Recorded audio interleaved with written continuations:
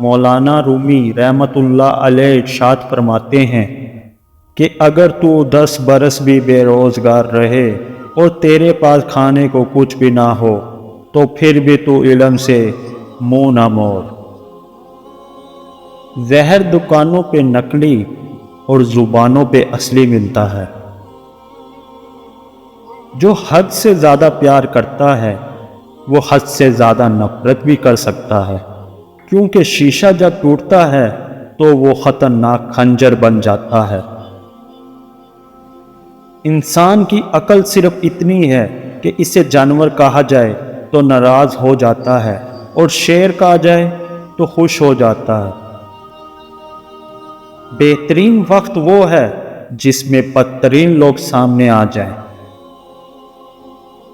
پتھر میں ایک نقص ہے کہ وہ کبھی پگھلتا نہیں، لیکن پتھر میں ایک خوبی یہ بھی ہے کہ وہ کبھی بدلتا نہیں۔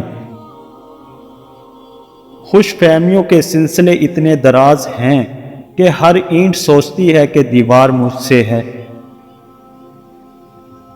جب چاقو، تیر، تلوار، خنجر آپس میں پوچھتے ہیں کہ گہرا زخم کون دیتا ہے تو الفاظ پیچھے بیٹھ کر مسکراتے ہیں۔